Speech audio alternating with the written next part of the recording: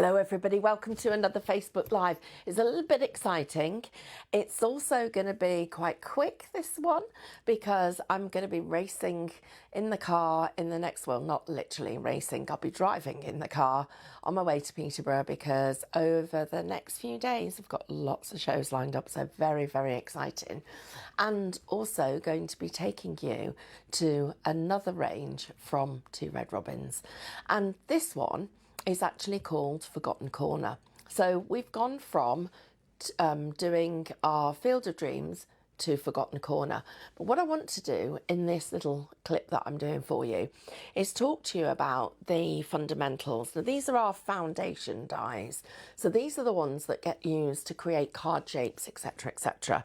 So I'm going to give you a sneaky peek of what you're going to be seeing from Friday onwards, because I'm going to be on Crate and Craft over the weekend. Oh, by the way, that's just the stuff that I've printed out that's on the USB. So that's really exciting. But we're going to talk about what you can do with basic dies. So, and how they extend our opportunities and our repertoire of crafting. So I've got 4 sets here. I've got the rectangles, the circles, the ovals and the squares. And there's a special deal on them. You can check that out. But it's more about, you know, these are one of the things and the kind of dies that I use all the time. Now, you may already have squares and rectangles. You may even have circles. Ovals are interesting because depending on who the designer is, the ovals can be different. So they can be taller, wider, slimmer, fatter, all different variations. So I wanted to show you a couple of different things. So first of all, and I've got quite a few little bits here prepared, so I want to make sure that I show you them in the right order. So one of the things about all of these dies is every die that you see is actually a card shape. So it's technically a card front. So if I take a piece of cardstock and I were to just fold this in half, and I take one of my oval dies, so I'm going to just pick a die off this sheet, and I place that on here to cut my card shapes. And it's the simplest thing. You may have already done this hundreds of times before, but for anybody who hasn't, to create this as a card shape, all I need to do is make sure that I take that cutting edge over the edge of the piece of card. So when it cuts, the card will stand up and my score line is intact at the top or the side or wherever else you choose to use it. So that's one of the most important elements of it. The other part about this is the fundamentals have been chosen in size so that they fit really cleanly and cleverly. And I also want to show you just quickly how just taking an oval, we can create a really clever little rocker card. So here's my oval shape, and all I'm going to do with this is just fold this in half. I'm just going to move this microphone cable out of the way. So I've got my die. There it is, it's folded in half, and that's creating my rocker. Now, I've got here just a few of the elements that I've cut out from my Forgotten Corner. And I'm going to show you a couple of things. So I've got two, just from the ovals, I've got 2 shapes here.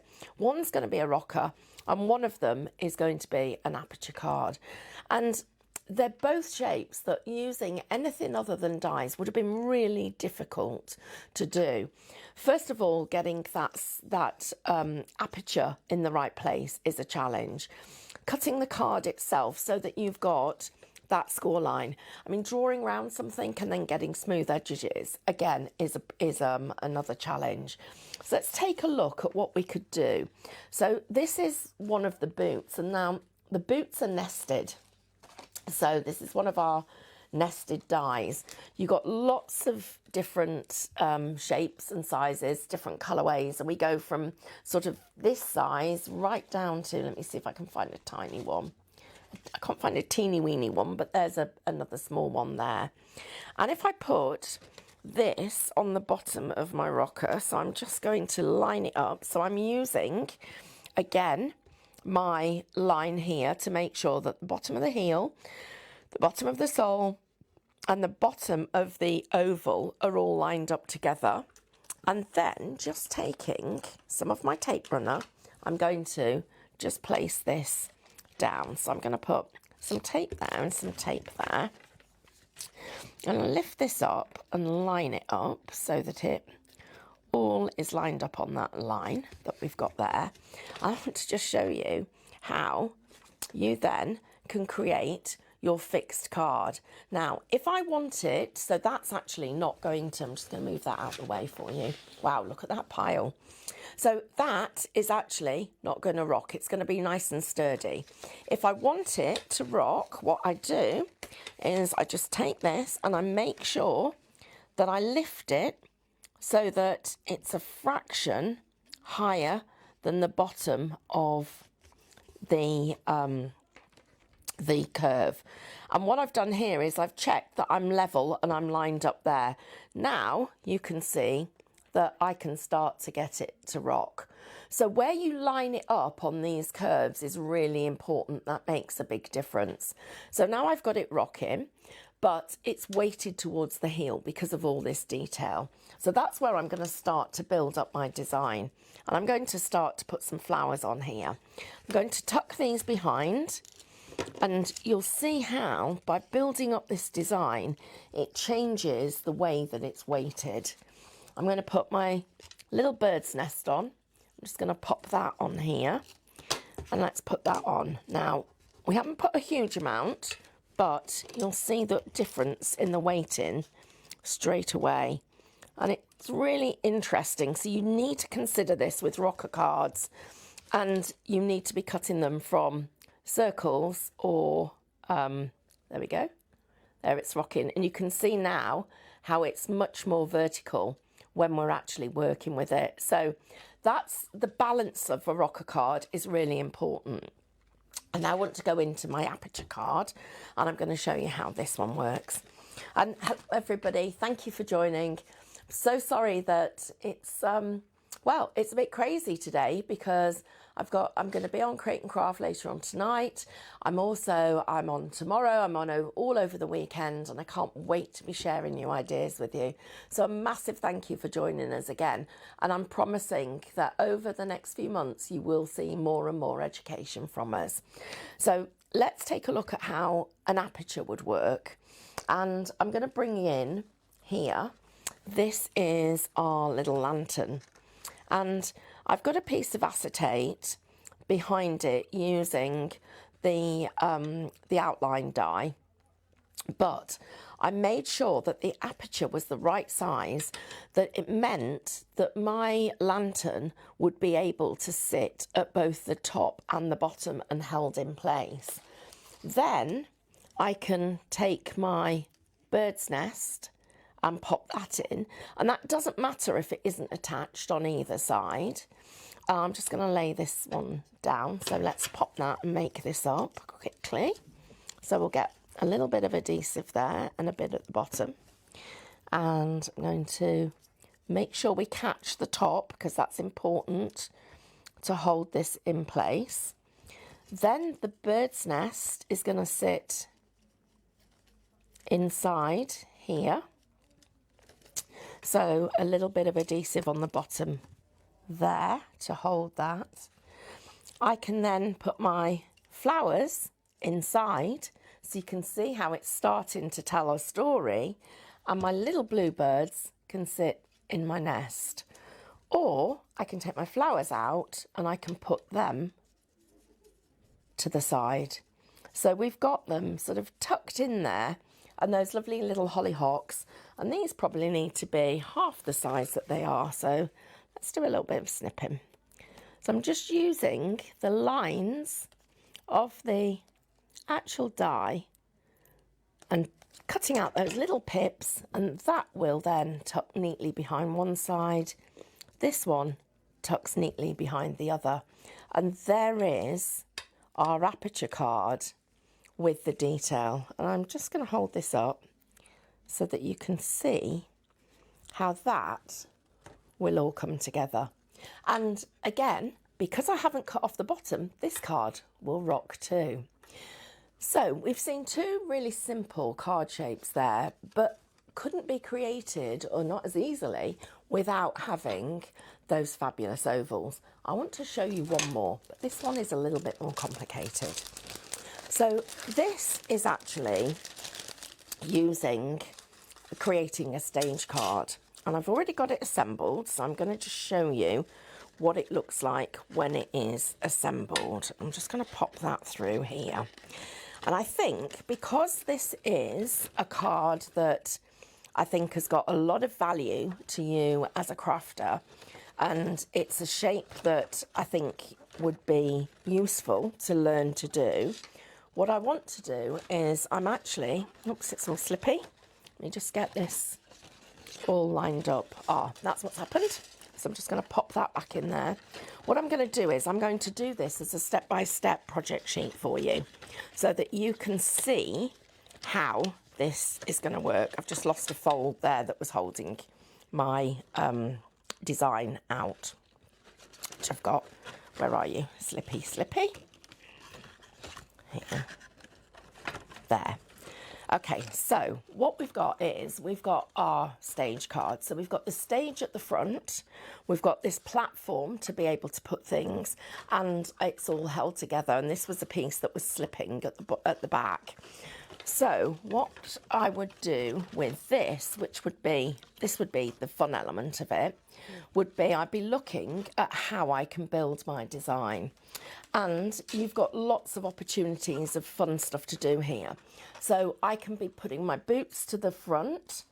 I can be having my flowers could be sitting inside. So I've got my design here, and literally layering up the elements to create the fun part of it and decorating it. I'm going to take it to pieces and talk through what I actually did. So the first thing that we need to do is we need to fold a piece of card in half, and I folded this in half to give me a card that was 5 by 7. That was my card shape. The next thing is working with my rectangle dies, and this makes it so much easier. And so I took my middle size of rectangle and cut out across the score line. Now I didn't do this evenly. I left it with a small amount to the front and a larger amount to the back, and that was important because I wanted to make sure that the back was higher than the front.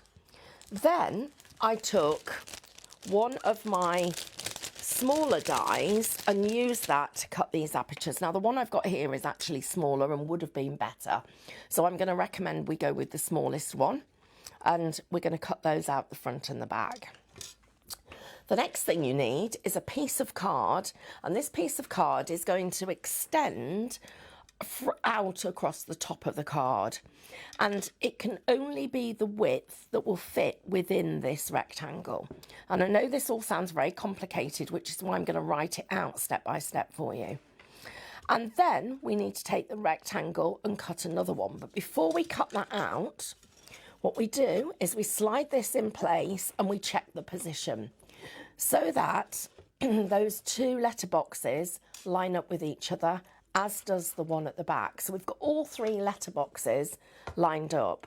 Now the next part of this, to keep this all together and to stop it falling out, is we need a stage. And that stage needs to be a platform that slides through the box envelopes, your letterboxes, and then allows it to open up, but this piece supports it and stops it literally from falling apart. And then the other thing that I would do is put just little notches inside here so that this panel doesn't wobble, and that would be the next part of it. So I know I'm teasing you a little bit, but this is one of the cards that I'm going to be making on the shows when I do and decorate my 2 red robins. I'll be taking you through it step by step on TV.